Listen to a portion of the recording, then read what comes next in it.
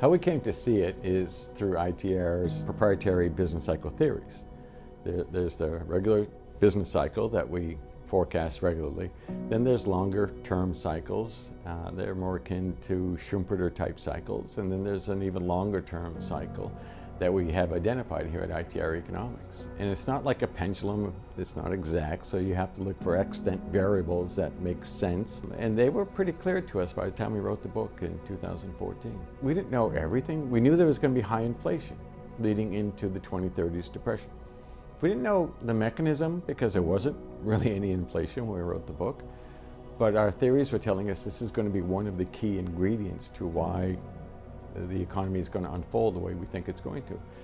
Now we know very clearly here in 2022 where the inflation's coming from, and it's always been that way with ITR. Sometimes theory tells us to expect certain dynamics, even though we don't know the causal factors right up front. But it allows us to forecast far in advance of what other people can do.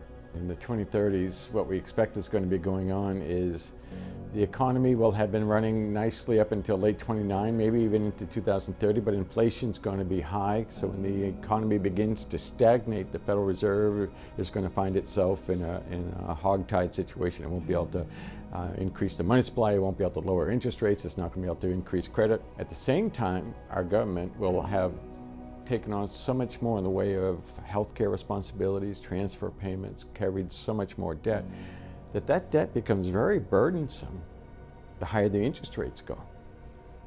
And then the final ingredient is, to what extent will the world continue to grant us the most favored nation status when it comes to world reserve currencies?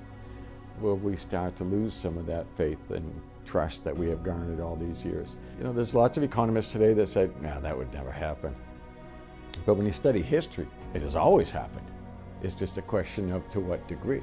So we're looking at all the different interest rates as they trade amongst our major trading partners, short-term, intermediate-term, and long-term interest rates. And we're looking at whether the relationships are getting abnormal with the U.S. against some of the others. And right now they are a little bit abnormal, but if that continues and we see that phenomena spreading to other economies that we trade with, then that means we're losing our edge. And the world's going to demand more and more of a premium from us to lend us money. And how do we protect our businesses? How do we protect our families going into the 2030s? That's why we wrote the book, just that people could be forewarned and therefore armed. Make sure that your market, the people you're selling to, are going to be part of that 75 to 80% of the population that still has a job. If you cater to an at-risk group going into the 2030s, then you're going to get hurt, and hurt pretty hard.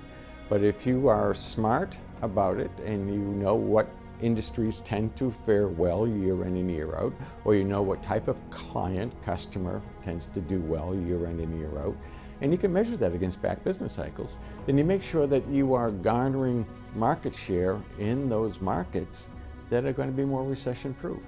People tend to jump to that because we've all seen the newsreels, right? Those red lines and runs in the bank. People have to remember that we have social safety nets today, FDIC insurance, and you're not going to see that sort of social strife. And it's one of the benefits of going into this period with the social safety net. It does dampen the pain, and it should dampen the fear also.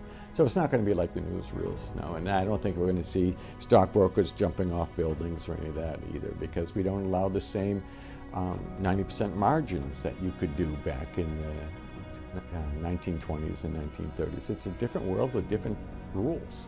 Alan and I wrote this book for the same reason that we are in business together, to help people to make a difference in their lives so that they don't have to experience business cycle declines, and they don't have to be worrying about making right decisions, wrong decisions because of where the business cycle is.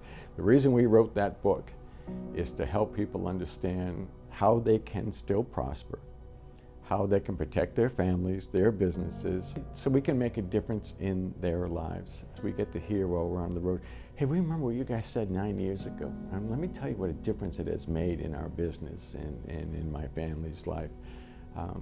It's the same thing, but on a grander scale when we're talking about the 2030s.